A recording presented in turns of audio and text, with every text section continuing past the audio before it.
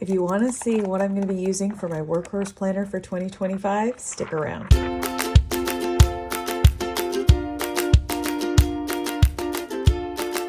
Hi everybody, welcome back to Project Happy Home. For those of you who are new here, I'm Tanya, a doctor, lawyer turned homeschool mom of 3 kids ages 15, 12, and 10. In today's video, I'm going to be showing you a little flip through of a manager's notebook, which is a new 2025 release by Tess Designs, and I'm so excited to use it. If you have followed along here for a while, you know that on this channel we mainly discuss homeschooling, but also things about motherhood and parenthood, particularly as a woman in her mid-40s. So I throw in skincare there, organizational tips, decluttering videos, books that I'm reading. If you are interested in that type of holistic, well-rounded life, please be sure to hit that subscribe button down below in the corner and follow me at Project Happy Home on Instagram because I post on there almost daily. I am going to try to be better here, but we'll see how it goes. Getting back to the planner, this is an A5 Slim, if you can see. So it is the smallest workhorse daily planner that I have ever used. An A5 typically goes out a little bit further, probably to about here. I wish this was an A5, I'll be honest, but I like the layout so much that I decided to give it a go. If you've been following me for a little bit, you know that I've been using Rote Runner for a while. I really loved the Rote Runner layout, particularly in their larger size, and I will link that planner down below in the video if you're interested in looking at that. I think it was a great planner for me for a few years. I tried the A5 size in the last 6 months, and it wasn't my favorite, you guys. There was something about the slight shifts in layout that just weren't my jam.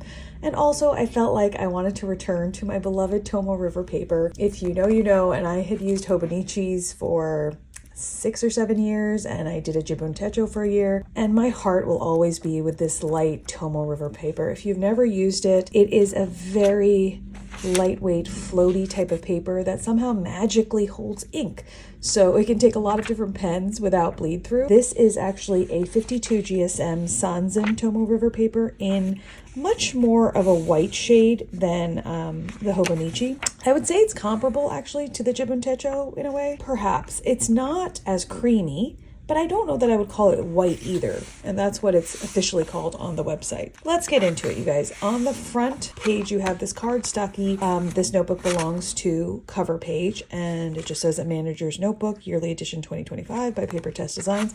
If you wanted to get this in a larger size, by the way, she does offer it in a B5. That does come in a different paper, I believe in a Cosmo paper, and I think that's 75 GSM. Here you have a yearly overview. I always appreciate having a yearly overview calendar, just so I can tell with, you know, vacations coming up, when days might fall in the week, etc. A blank page, and then it turns right into an overview page. And this I use generally for tracking things like my cycle and doctor's appointments. That way I can kind of count. If anybody gets sick too, I generally put it on calendars like this. It's basically a health record. And then when you turn, you have a Q1 review. So it goes from January to March 2025. You have this very cute cuboid kind of calendar, which I like because that's unusual, right, to see. And she's marked it out by week. So if you'll notice right here, you have week 1, week 2, week 3, week 4, week 5, and so on. And then as the months change, it says January, February, March. So just the first 3 months here, and then a facing blank page, as you can see. You can tell that you do have some ghosting from the printing itself. And if that bothers you, that is something to note. If it bothers you though, I often use a cover board anyway with my Tomoe River paper notebooks. And you'll notice that if you put a sheet of paper here, you'll still have that kind of bleed through effect. But if it's just a distraction to you and you put one there, it kind of disappears. So it's really up to you how much you can tolerate. This isn't a feature that I'm particularly fond of, and we'll just have to see how it goes. If you look at it closely, you can see that there is a dot grid there. The dot grid is actually 5 millimeters by 5 millimeters on most of these pages. The actual dimensions of an A5 Slim are 210 by 130 millimeters. As you turn, you have then a Q2, a Q3, and a Q4 page, all of which have a facing blank page. And then you have 2 more blank pages, and then you get into your January monthly layout. The months each have a monthly layout with a calendar and a focus area, as well as a monthly dashboard. I love this feature. I think it's so unusual, and I just wanted to go into it in a little bit of detail with you. So you have the month labeled out here. You have this month's focus. she has left you two columns of different size. So you have a thinner column and a thicker column, which are not labeled. I love this because if you wanted, you could actually use all of this space for writing, but otherwise you could just use this for labeling and this for your note taking. So for example, you could have one for work, one for school, one for one child, another child, home, admin, whatever you like. Then there's another little section here to take notes in, as well as here. And these sections are actually all lined. They're not dot grid.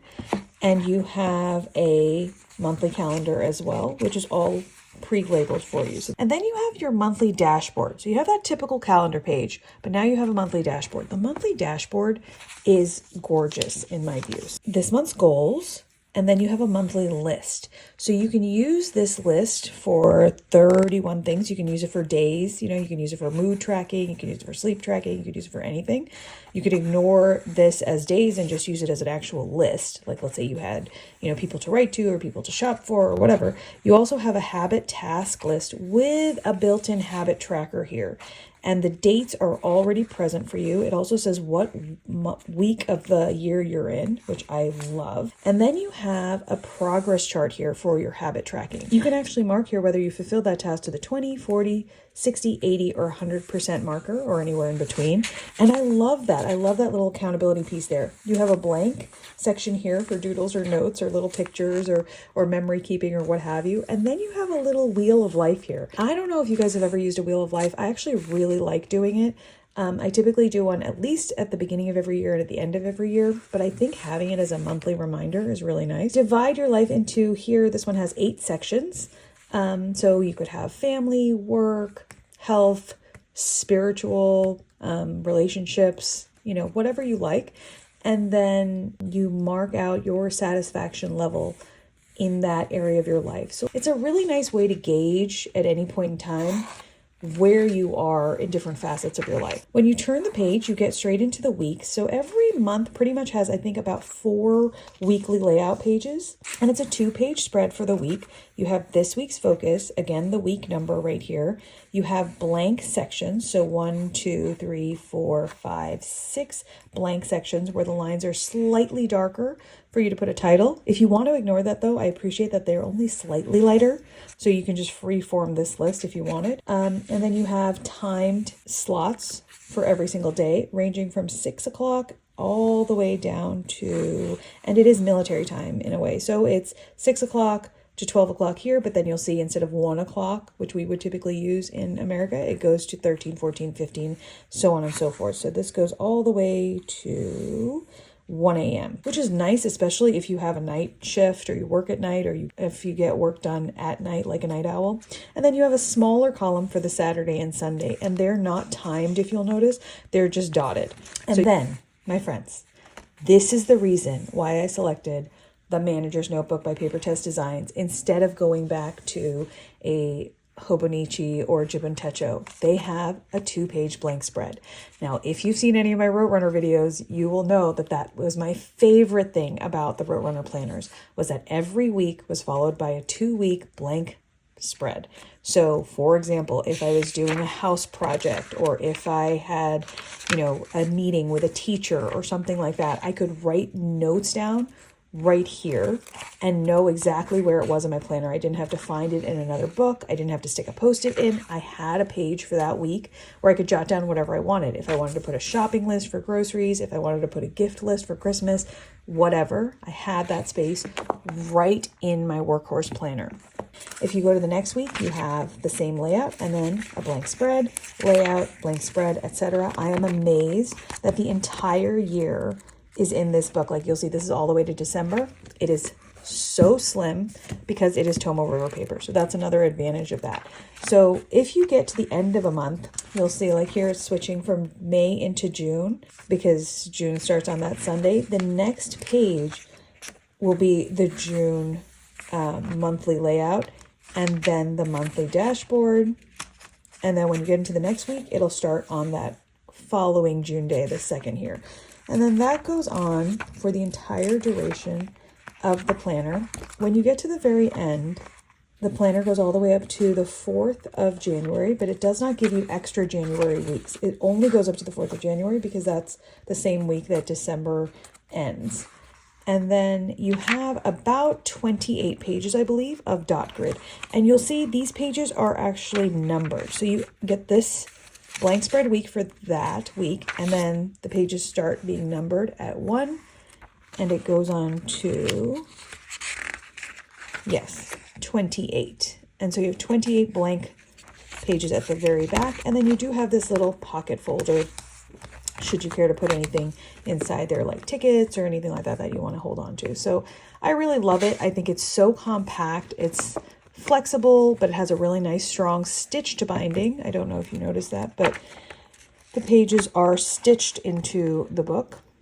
But I love this. I love how simple the layout is. The one caveat I have right now, so it's very sturdy. I can tell, and there is a lot very excited to use it. I think visibility it's just about what I need. It's Sense and Tomoe River paper, and categories of I'm not used to that. When I was using my Hobonichi Techo, I don't remember seeing so much the rote runner transparency through the pages. But we will see how it goes, and I will keep you updated probably mid-year. So stay tuned for all that. I will link everything about Paper Tess Designs down below. They have an excellent weekly, kind of version of like a week size planner as well. Very unique layout. If you've never seen anything that looks like their weekly layout.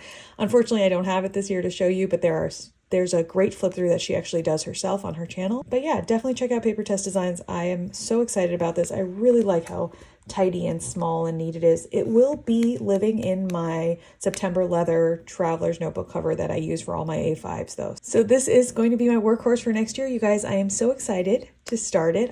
I would love to know what type of planners you're going to use as your workhorse planners for next year. So comment down below. Don't forget to come along and follow me on Instagram at Project Happy Home. I might be starting a book account as well, so stay tuned for that type of news on Instagram. And if you haven't hit subscribe yet, please do so. I would really appreciate it. I think only about 10 to 20% of viewers actually subscribe to my channel, so it would be nice to see you here regularly, especially as I ramp up the videos for this channel. And of course, you guys, I know your time is valuable, so thank you for spending some of it with me. And as always, I wish you the very best day.